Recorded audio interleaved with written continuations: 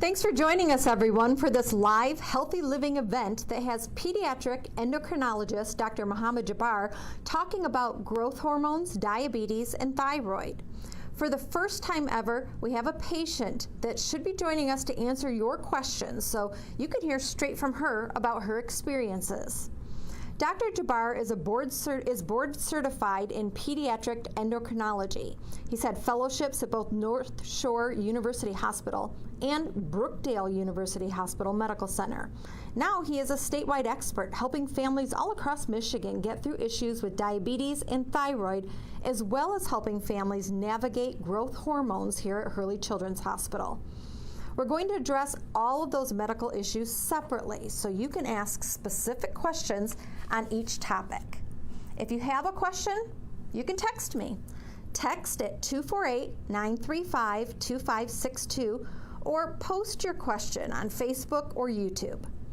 Dr. Jabbar, let's start with pediatric diabetes. Okay. First of all, before I start on pediatric diabetes, I'd like to thank everyone for arranging this forum. It's an opportunity to get connected to the community in general. Having said that, I'm going to start with several questions. The first question is, of course, about diabetes. It's a very common question. Mom asks, okay, my daughter has diabetes and I give insulin and the sugar reading is still not following, it's still running high. So that's one question that comes frequently. Children who have type 1 diabetes, their insulin regimen is given based on a number of rules, how much they weigh, what is their age, and how long they have diabetes, those questions. So it is a variable answer. Sugar tends to fluctuate for a number of reasons. That could be ranging from stress, their growth, what activity they have done, and what they have eaten or what they have not eaten. So it's a very common question, and it also tends to frustrate parents quite a bit. So its answer has different angles to it. When I deal with that question, generally I try to go into all those factors that could possibly be addressed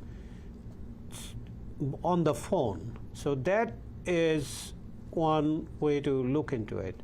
Of course, this high sugar always brings question in the mind of the parents, and any caregiver, any nurse, any doctor, is high sugar is this going to make somebody go into what is called DKA, ketoacidosis.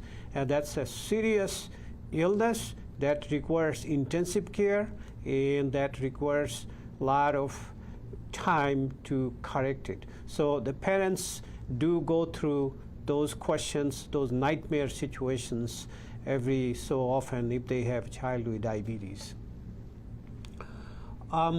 The management, again, is very variable. They, of course, there are a number of things, how the insulin was given, how the dose was adjusted, and whether it was done properly or not. These are the things that, from my point of view or anyone from my clinic, they have to evaluate before they make change of the insulin. So this answer could be just a very long one.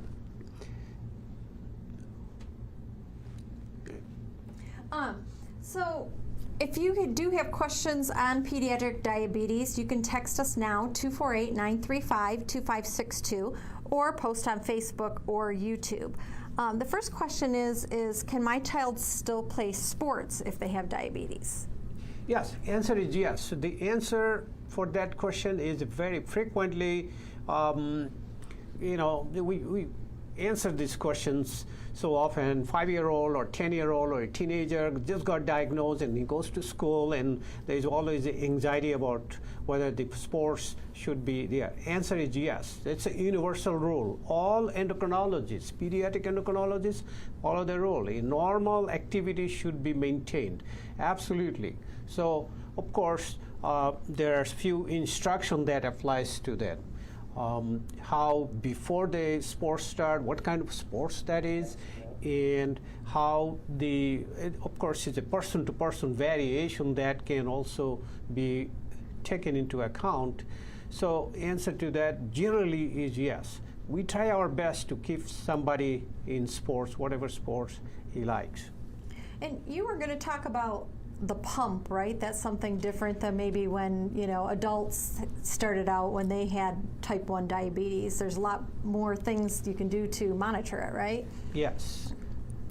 I'm going to, this second slide brings that to the front.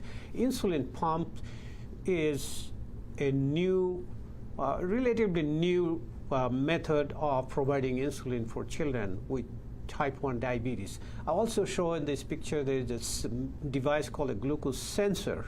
So the insulin pump provides hourly insulin based on what their activity level is and what they are eating or what time they are going to bed. So that gives quite a bit of choice for the family, how to adjust the insulin and how to decrease the insulin or how to increase the insulin, or if somebody is not eating enough in the morning so they don't need that much insulin. They still need some insulin, not that much insulin, so that has to be evaluated before the insulin pump regimen is put in place.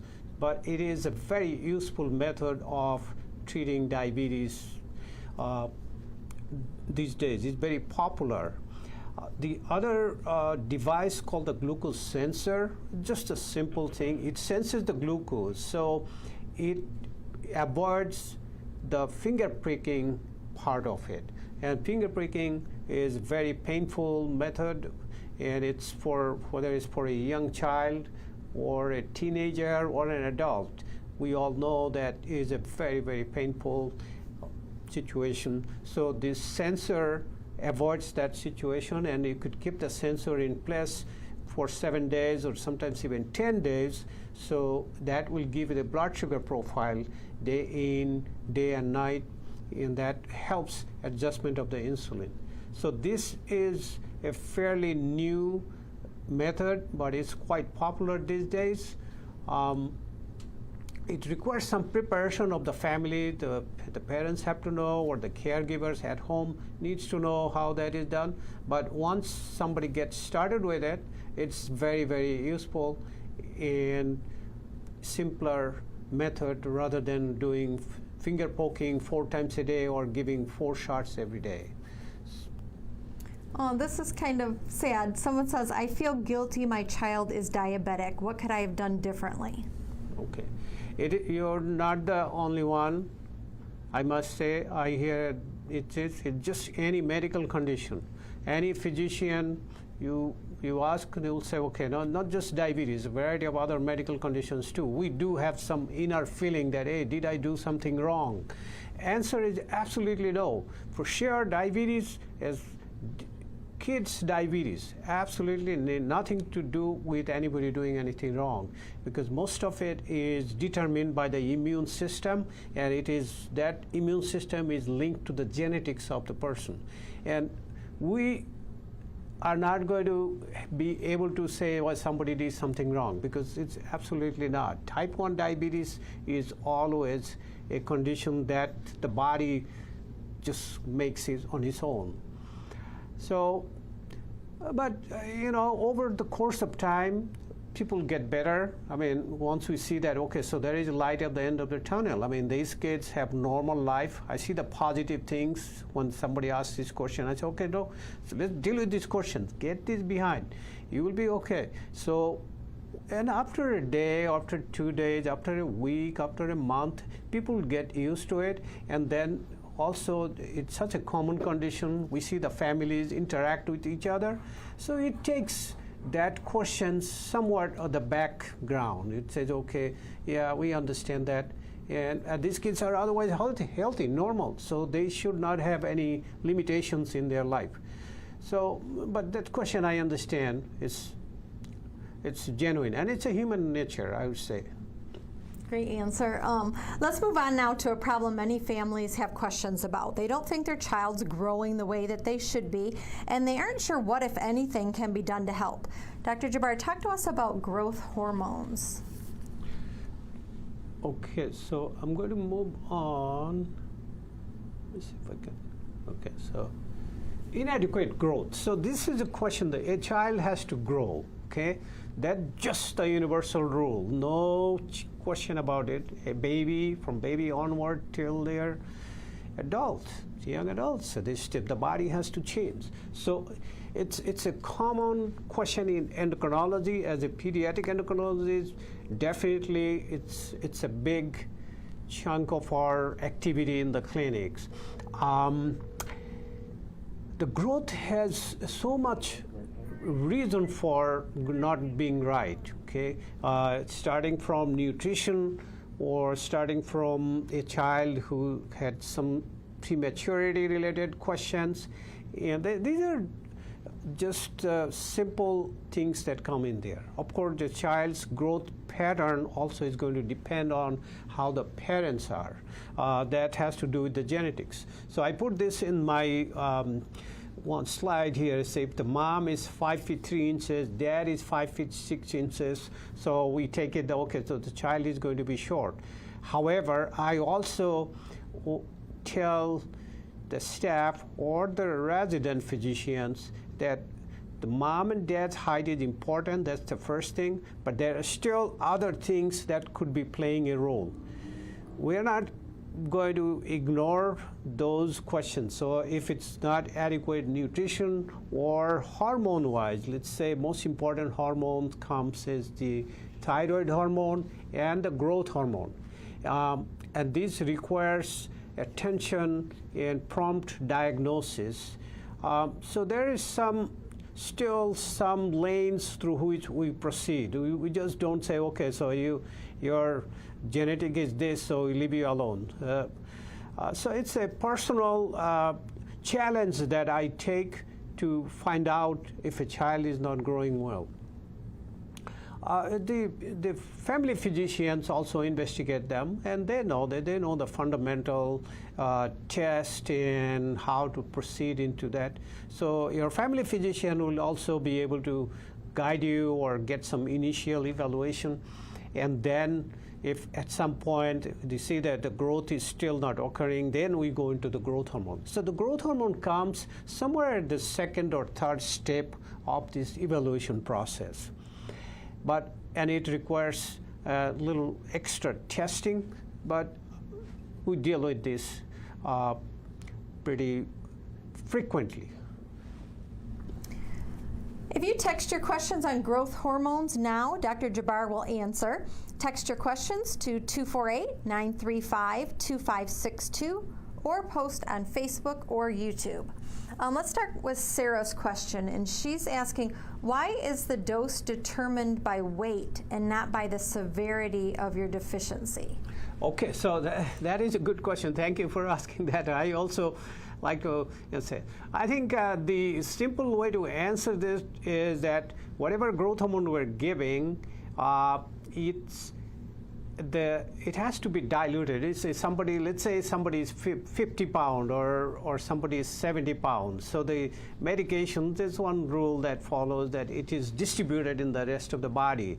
So the age and the level of development, those are important, but the first and foremost rule is that how much is the body weight.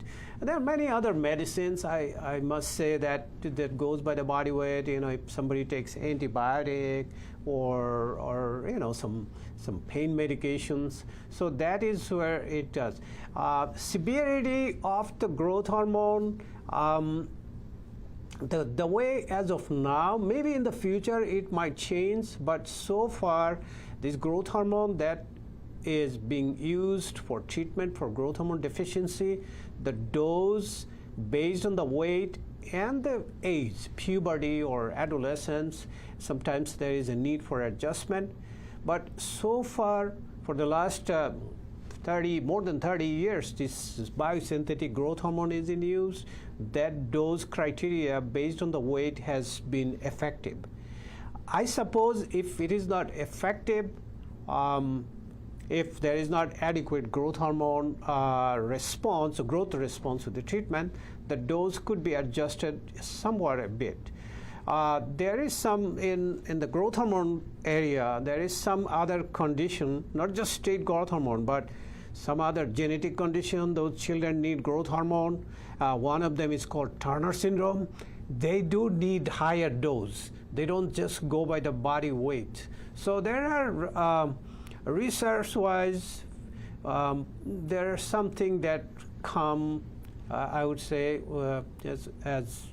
as needed. If the patient is not responding or his patient has a special condition, yes, but generally straightforward, the dose works just fine if we calculate based on the body weight. This question's come in through text. How late is too late to start treating a child with growth hormones? Okay, so that is a good question. There is a term called the bone age. What that is, that a child, their growth, you could, by looking at a patient or by looking at the child, one can say he's not growing well. But there is another way of answering that question, why the child is not growing well. It's called the hand x-ray. We call it a bone age. And that bone age determines where the situation is. So if the bone age is behind or delayed, so then they are eligible to go through the growth hormone testing process and see if they have growth hormone deficiency. What it also means is, suppose if you have a child, the child is advanced in puberty. It has to do with the other hormone, not the growth hormone. The testosterone for boys or estrogen for girls, those two hormones always is working on the bone's maturity. So if the bone maturity is ahead of the actual age of the child, then the growth hormone treatment eventually is not a choice. So to make a simple answer to your question, I would say the earlier the child is, not to wait till the age of 16, 17, 18. That's just the way I put it to my colleagues, pediatricians. If you have a child, there is a question about growth, try to see them by the time they're, let's say, 12 or 13. If it's 14, it might be a little bit late, but still. But if it's somebody is 16, 17, and their bones have matured quite a bit, that's because the other hormones have been acting on their bone system. So then they would not be benefiting from growth hormone. That leads right into a question from Holly. She says her daughter's 14, 4'9", hasn't grown in 2 years. Should she see an endocrinologist? Answer is yes. You start that scenario. You start with your, of course, your primary doctor. You know, that's just their primary doctors are pretty good. They're knowledgeable. But then, you know, if you get the answer from the primary doctor, you see the endocrinologist. I think you can always make a choice. I mean, if you say, oh, my doctor is not available, or I haven't seen my doctor, or we moved from another state. There are situations when I know families sometimes, or even because of the COVID, the doctors have not seen, or family has not been up to date with their regular visit to their doctors. So in that case, if you get that sense that things are not moving fast, you could call the endocrinologist. I don't think anybody will mind that. But the answer is yes, you should see the endocrinologist. How fast do the hormones work, and how much will they make you grow? Okay, now, there is certain, I'll answer the second part, how much growth you expect. If somebody has growth hormone deficiency and we get the treatment in 4 months, you would expect to see a difference.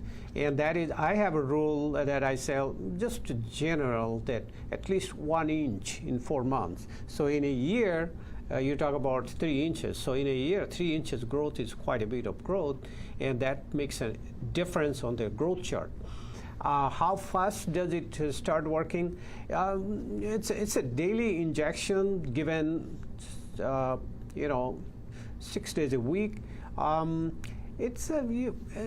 not going to see the effect right obviously within weeks. I would say it takes a few months, 2-3 months general, but 4 months for sure. We have a little bit of rule of thumb that I expect 1 inch growth. But of course, just like many other medical conditions, there is variation in the response. There are some children who respond very well. There are some who are medium, and there are some who, if they have other conditions, in that case, they might not have that much growth that I'm thinking at this moment. Are there side effects? No, generally side effects are very straightforward, very simple. It's one term that I use for everybody. It's called the growing pain, because when the growth hormone is given, it makes the bones and muscles, especially the lower extremity, the legs, they start getting what we see in the evening time or end of the day. They're very active. They feel a little sore in their muscles or in their back of the leg. So that's called the growing pain. That's the most important, most common one, and it's very benign. It's very easy. It's not a complicated thing. All it needs is some massage maybe, or some Tylenol at the most. So that's one side effect. Other side effects by the book, or if you look into Google's or other sources, and the endocrinologists always make sure that they explain those questions and answers adequately. One can have headache, one can have trouble in other areas, and there are those side effects that are mentioned, but generally it's a safe medicine. And it's also not a painful injection. I would like to mention this. The growth hormone injections are very easy. It's a water-soluble medicine, and it doesn't burn locally. It doesn't cause like, oh my God, it's a miserable situation. No, the growth hormone is not like that. So these are the things that come in the discussion for side effect of growth hormone treatment. If there's a family history of cancers, melanoma, colon cancer, would it be safe for a child to take growth hormones? Okay, so those are the things that, of course, every patient that we see, we analyze their history, medical history, family history, whatever concern there is. So everything has to be accounted for. If somebody had a prior cancer, especially say the one that I deal with, leukemia. Somebody had leukemia 4 years ago, 5 years ago, and generally the rule is after a certain number of years, the leukemia subsides, and their specialists, the hematologists, they are comfortable with this condition, with the treatment and outcome. Case by case, there is a treatment option that remains for them. But it also, the decision is also based on how the family feels, because it's everybody's mind is everybody's mind. The doctors will never override. I will never override somebody if it's a mom or grandma or dad or somebody is concerned. And so there is that somebody has a child is fine, but there's a family history, some type of malignancy. We take that into account. We don't necessarily make a decision on its own. But answer to that, in general, yes, there is certain concern about that. And so far, there is a national registry of growth hormone. There used to be a national registry of growth hormone treated patients to see if they develop malignancy. Just on its own, no, answer was no. It didn't bring any concern about malignancy for those children who received growth hormone treatment. Okay, let's move on to pediatric thyroid issues and how your child being tired could be a sign that there's something wrong. Dr. Jabbar, how common is this? Okay, so the thyroid disease is, especially for mid-childhood or teenage years, is very common. It's very common endocrinologist's point of view. Because let's say, apart from diabetes and growth, thyroid probably ranks in the third position in terms of frequency. So that's pediatric side of it. Is it common? It is common. Well, there is one group of children who are congenitally underactive thyroid, so that's a different one. That one get diagnosed right at the first 2-3 weeks of life. And then when the children are growing to growth, they can have thyroid deficiency at the age of 5, 7, 10, or during teenage years. Of course, another group of disease that comes during the teenage years is autoimmune thyroid disease, widely known as Hashimoto's thyroiditis. And there is variation in how severe that disease could be, but yes, growing children, they can manifest those. They're just tired or not able to maintain the daily schedule, daily activity, or school performance get affected. So that's somewhat underactive thyroid situation exists in certain age group, I would say around the age of 8, 9, 10, or teenage years. I also put one slide there. I think, well, this obviously is a child who's having difficulty in concentrating, very tired. It's just the picture that I showed. So if they get a thyroid test, it's very easy to get that checked out. It is not difficult at all.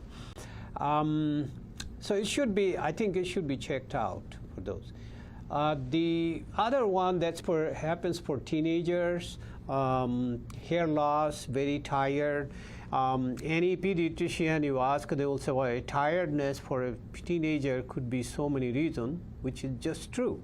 And in many cases, it's very hard to find out, but it's always good to get the big ones out of the way, because that's a very underactive thyroid is a very simple and treatable condition. Once we give the treatment, you expect the outcome should be very satisfactory. So yes, it is very common, and I think it should be always kept in mind. If you have a question for Dr. Jabbar, text it now to 248-935-2562 or post on Facebook or YouTube. We did have a question that was going to be for your patient. We've lost connection with her, but they want to know, like, what is the difference in how you feel before and after a treatment like this? So the patient's feeling, I think generally what I hear from the patients is what I'm going to communicate to you.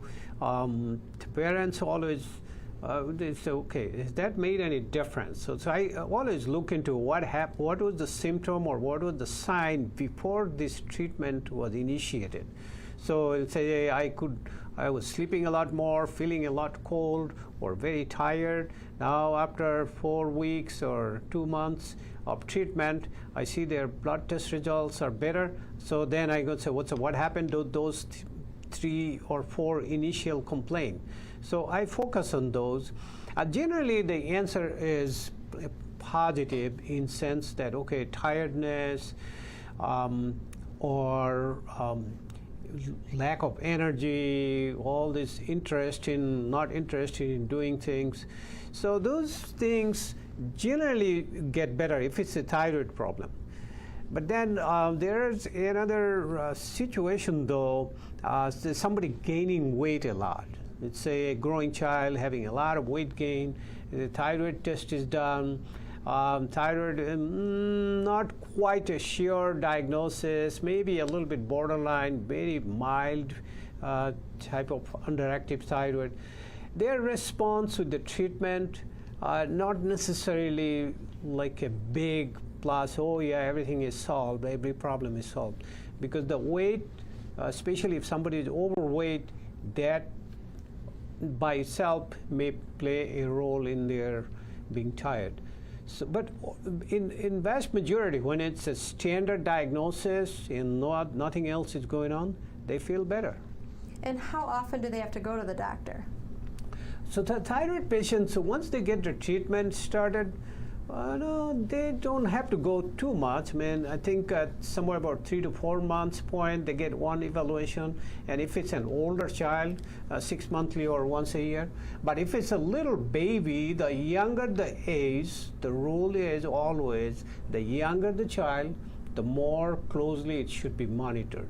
And it makes sense, because if it's a 2-year-old, he got a lot of things going on with him. He has to grow, he has to learn, he has to get all the development and everything else. And if he gets a diagnosis and treatment started, he should be watched, every month, I would say, for at least the lab draw. Or if it's a little baby, newborn baby, most of those are coming from the state screening program. They get 2 weekly checked, and as the time goes by, we expand the duration of the follow-up. My child has anxiety and can't concentrate. She doesn't have ADHD. That's been ruled out. Could thyroid be an issue? So thyroid, first of all pediatricians will do that first test. My answer is just get the thyroid checked. That will be the thing. Is that the case here? In this case, it's hard to say, but it's always good to get this out of the way, out of the picture, because no need to really guess on it. That test is so simple and is very easily available. So I would say they should get it checked out. Thank you so much, Dr. Jabbar. There are great pediatricians all across our state, but when you have one of the issues we discussed today, you really will be doing your child the best service by getting them to a specialist at one of the few children's hospitals in Michigan. For this region, which includes northern Michigan, mid-Michigan, and the Thumb, that's Hurley Children's Hospital. There's no need to head all the way down to Ann Arbor. Michigan medicine pediatric specialists are part of the Hurley team and work with us, so you don't have to drive so far. You can connect with them at hurleymc.com. We hope today's event has been helpful and answered some of your questions. Thank you to our broadcast partners, Mid-Michigan Now, who do such a great job. Stay healthy, everyone.